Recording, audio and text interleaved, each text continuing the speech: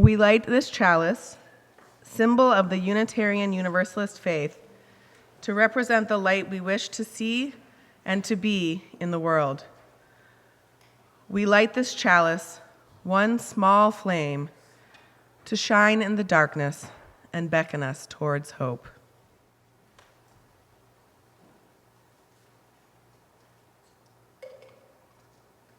Here are some of the Greek philosopher Plato's sayings about human nature. Plato was the teacher of Socrates and lived from about 428 to 347 BC. From Protagoras, no one goes willingly toward the bad or what he believes to be bad.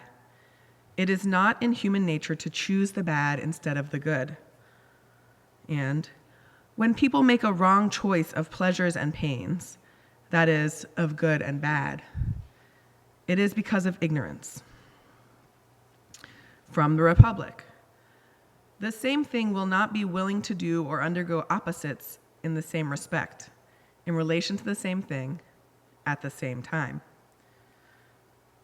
And virtue seems then to be a kind of health and beauty and good condition of the soul, and vice to be disease and ugliness and weakness. And the best natures become the worst when they are badly educated. And when a man has tasted arguments and is then drawn back by pleasures, pains, and fears, his opinions are swept away. From Phaedrus, one horse is noble and good, and the other is the opposite, and the charioteer has much trouble in managing them. And from Laws, no human being is sufficient unto himself in matters of virtue. Here ends the reading from the ancient world. Bring me all of your dreams, you dream. Bring me all of your dreams, you dream. Bring me all of your heart melodies. Bring me all of your heart melodies. That I may wrap them in a blue cloud Rough fingers of away from the two rough fingers of the world.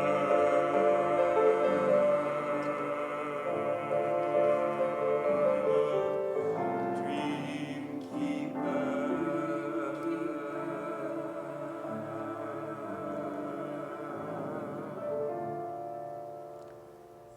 You remember Walden? Henry David Thoreau went out and lived in the woods outside of Concord. It's a kind of weird way to start. But before he did that in the 1830s, he wrote, "I went to the woods because I wished to live deliberately, to front only the essential facts of life, and see if I could not learn what it had to teach, and not, when I came to die, discover that I had not lived. I did not wish to live what was not life. Living is so dear. Nor did I wish to practice resignation unless it was quite necessary." I love that caveat, unless it was quite necessary, acknowledging the tragic. I went to Greece first on my sabbatical for much the same reason. I wanted to get some perspective back by going far away in miles and far back in time from our lives here and now. I also hoped that going to the birthplace of democracy, where they invented it, might help me not practice resignation. I went to keep company with my old friends and mentors Plato and Socrates, his student, and to commune with the old gods, especially the gods of comedy and tragedy. You may know that I'm an actor as well as a minister, and I went to connect with Dionysus. So it was a pilgrimage, not just a tourist experience. There I am, waving to you to say, like, I was really there. I was thinking of you.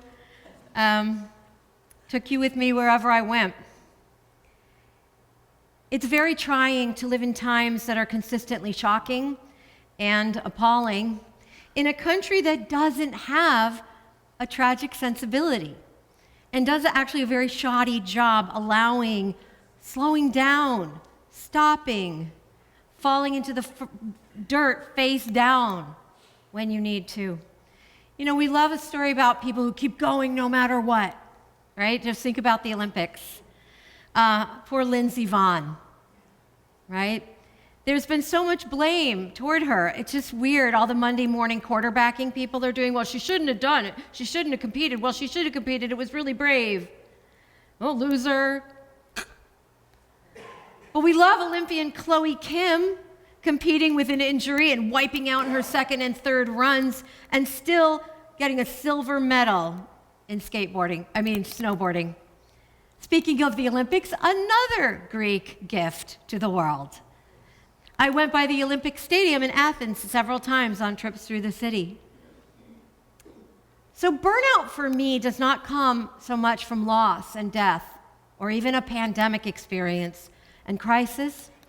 It comes more from the ways that our culture and our ingrained expectations, unquestioned assumptions as Americans lead to exhausting and even kind of insane responses to all those inevitabilities. We're unable to accept stopping. 21 inches of snow fell on us a few weeks ago, and people were lined up in my Lynn ward on Coco Allingson, my ward counselor's Facebook page, to bitterly complain about snow removal, like almost as soon as the snow finished falling. Yes, we have municipal services. Yeah, we have plows and organized responses in place, and people are out there shoveling and putting down salt, but things take time, and then more snow falls, as it did fall, and then things take more time. And some of the people who were complaining weren't even the people who needed to get out for work. They were, people that... So, there were hardly any praises, I noticed, expressed for the municipal services in the form of our firefighters that fought and contained a 5-alarm fire last week, a block from us. 1 block from me one way, 1 block from Molly and Michael the other. It requires effort and spiritual attention to orient ourselves toward grace and gratitude. We want victory. We want tragedies cleaned up and handled fast, and even inconveniences. I went also to Greece to make a pilgrimage to the site of the ancient Eleusinian mysteries. And this is the site that for thousands of years pilgrims went to celebrate the mysteries that are outlined from the myth of Demeter and her daughter Persephone, who is abducted. These are gods. The grain goddess Demeter and her daughter Persephone. Persephone was abducted by her uncle Hades and dragged into the underworld and forced to become his... Oh, what's happening? Oh, thank you. It got knocked. Thank you. I didn't notice. Yeah, no, that would have driven everybody crazy. They're like, oh, just straighten that.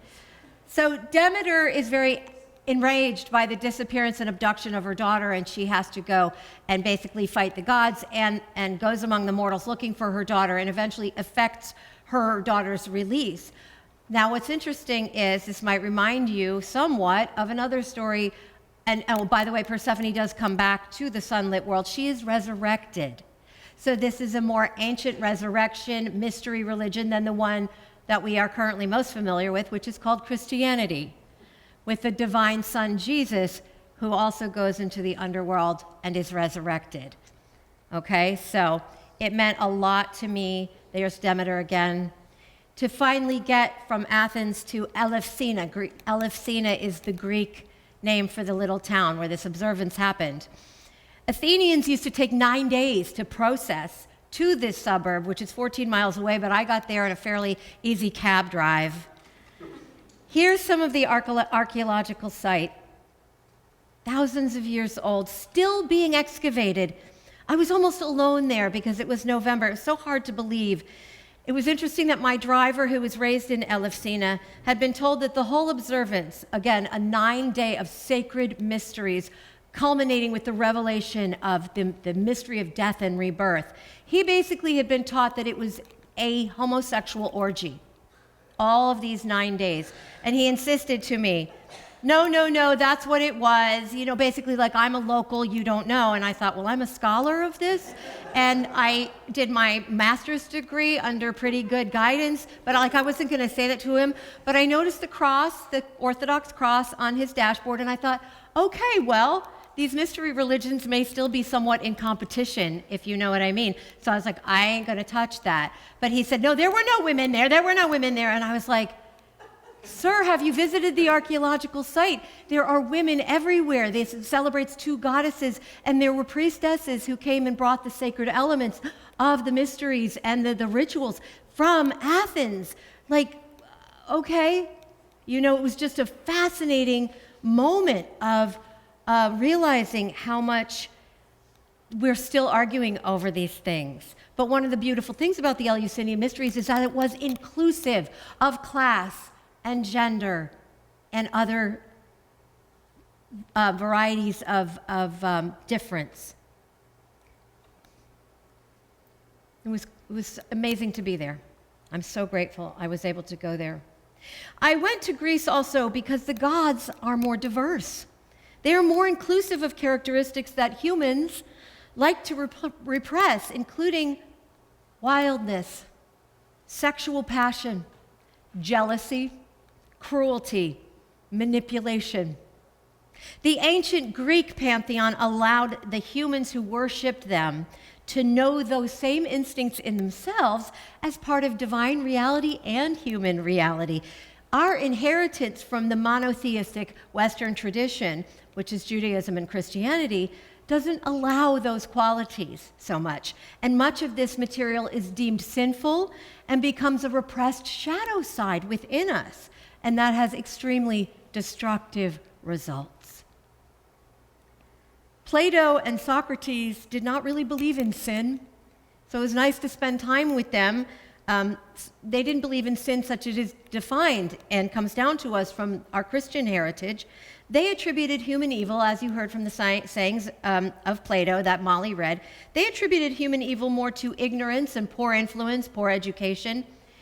And I'm not so much sure these days if I agree with them so much as I used to. Or if the question of our species has been even remotely settled by philosophy, religion, or psychology. And Molly just commented to me over there, reading from thousands of years ago, she said millennia later, multiple millennia later, we really haven't changed. Right? The question that concerns me very much right now is another reason I wanted to spend time with the old gods and the old philosophers of Greece. I also ate a lot of really good food, by the way. And it is, while my theology is always evolving, what's happening to my anthropology? What's happening to yours, our thoughts about our own species? That requires serious reflection. Are we evolving as a species, as liberal religion has claimed forever? Is there actually moral progress? Never mind what we think of the gods or God. What do we think of humanity? How do we live with what we think? This is a project for our times. We progressives who have historically held that very high opinion of human beings and not really delved all that much in about 100 years into the question of sin and evil. We just haven't. I think we thought, we're just too evolved for that. With the rise of artificial intelligence, which outsources actual thinking, we can't abandon attention to the inner life and character of humanity. The consequences for that are too high for all life on this planet. I didn't actually have any grandiose, ultimate flashes of insight in Greece that would reveal to me a magnificent solution or insight to share with you. I'm always working towards that. What can I bring back? What can I bring back to them? I stood in places where Socrates taught. Remember, he was put to death for corrupting the youth of Athens. And when his friend said, escape, let's do this, like we found a way for you to get out of it, he said, no, that wouldn't be honorable. And he drank the hemlock and perished. And I attended a production of Faust, who made a bargain with the devil, at the Greek National Theater twice. Oh, here's the pomegranate. That's what Persephone ate in the underworld and is a fruit that represents regeneration and good fortune. But here's the National Theater of Greece in Athens. I went to see Faust. They didn't have English subtitles that night, although I thought they would. So I watched the entire show in Greek, and it was beautiful. And so I went back again on the night that they had the subtitles. Tickets are like 30 euros. It's not huge. The birthplace of drama, Greece. I walked through many, many museums in Athens, Santorini, and Crete. I learned about archeological digs that revealed layers of civilizations under other civilizations, and saw how even in the ancient world, cultures influence each other. Whoops, what's that? It's an Egyptian sphinx in a Greek archaeological site. So even thousands of years ago, this kind of beautiful syncretism influencing each other. What restored my perspective, what really gave me back a sense of perspective in the end, though, was to really see through all of these visits, all of this walking through the ruins, to see how much of human behavior persists in really very similar ways, century after century, millennia after millennia. We struggle. We try to learn something. We love our children. We bury our dead. From 420 BC, here lies Aristilla, child of Ariston and Rodilla. How good you were, dear daughter. And there were so many funerary steles that had people with their dogs. Okay, so Margot, when you say it seems silly to bring up our love for our pets, our animal companions, nope, ancient. We've been doing it for a very, very, very long time. We love our animal companions, and they are engraved in ancient funerary art. We hunt for and grow food and suffer when there isn't any to be had. We have wars for understandable reasons and sometimes for really ridiculous reasons. We beg our gods to intervene and save those we love. We hope to be remembered with affection when we die. We make art. We try to beautify the ordinary. Thousands and thousands of years ago, I need a vessel to carry water or to put my wine or my oil in. Let me make it pretty. Why? Because beauty elevates our lives. Sheila, I'm looking at you, one of our artists in this congregation, who has been creating murals, public art, because beauty elevates our spirits. And that little metal guy in the middle there, one of the oldest artifacts we have in the Western world.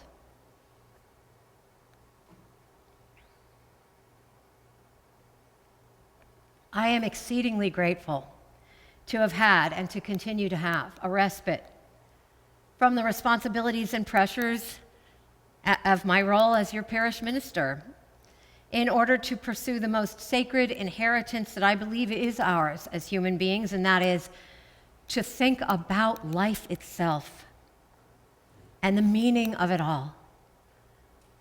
For as my friend Socrates of Athens said, the unexamined life is not worth living.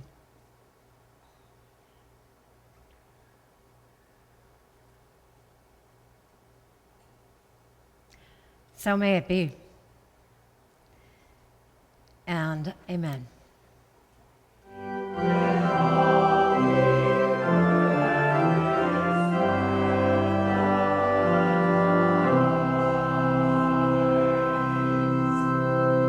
May the light around us guide our footsteps and hold us fast to the best and most righteous that we seek. May the darkness around us nurture our dreams and give us rest so that we may give ourselves to the work of our world. Let us seek to remember the wholeness of our lives, the weaving of light and shadow in this great and astonishing dance in which we move. Keep before you the moments of your high resolve, and may you go in peace and return in love. Let the people say, Amen and Amen.